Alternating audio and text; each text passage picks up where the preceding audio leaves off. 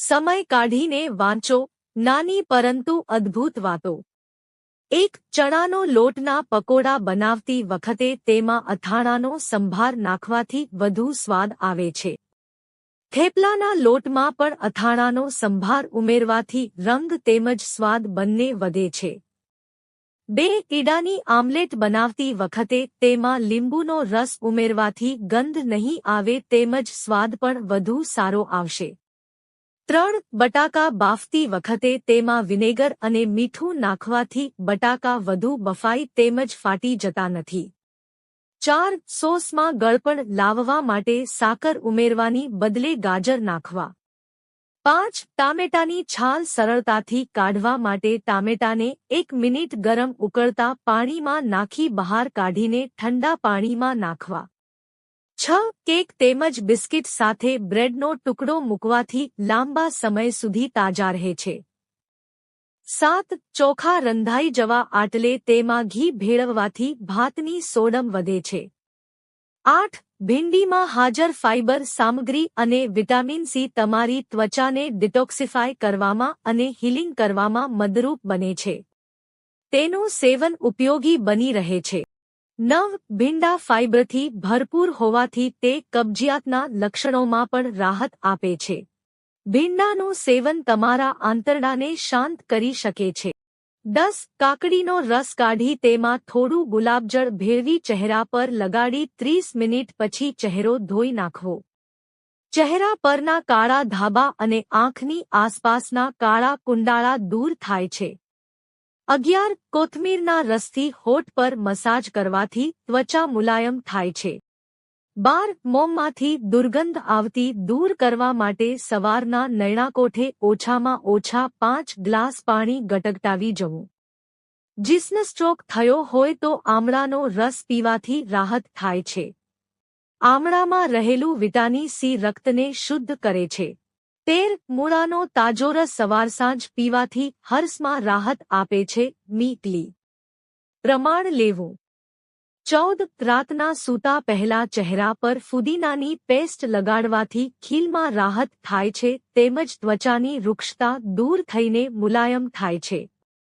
15 bit કાકડી અને ગાજરનો રસ ભેળવીને પીવાથી કિડની અને ગોલ્ડબ્લેડર સાફ થાય છે તેમજ કિડની અને ગોલ્ડબ્લેડરને લગતી તકલીફમાં રાહત આપે છે।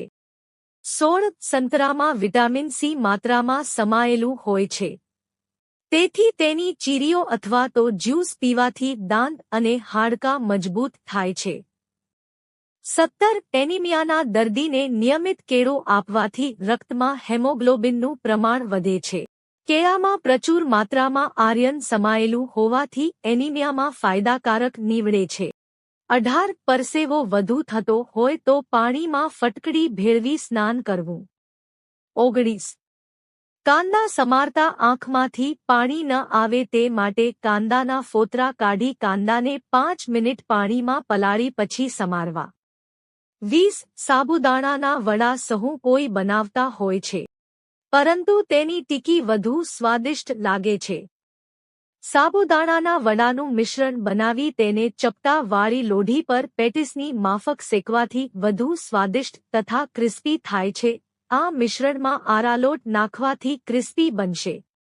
21 મકાઈના બોફેલા દાણા ક્રશ કરેલા બટાકા ચીઝ તેમજ પનીર તથા કોર્નફ્લોર તેમજ જોઈતો મસાલો ભેળવી વડા બનાવવા।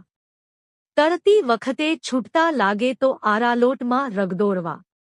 કોર્નફ્લોરના સ્થાને બ્રાઉન બ્રેડનો ભૂક્કો નાખી શકાય।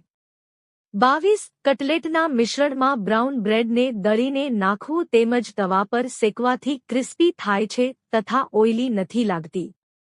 23 ટામેટાના સૂપમાં ફુદીનાના 2-4 પાન નાખવાથી સોડમ તથા સ્વાદ બંને સારા આવે છે।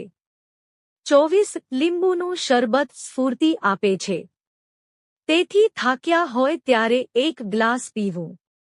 25 પગમાંની કપાસીને કૂણી કરવા હૂંફાળા પાણીમાં રોજ પગ બોળવા।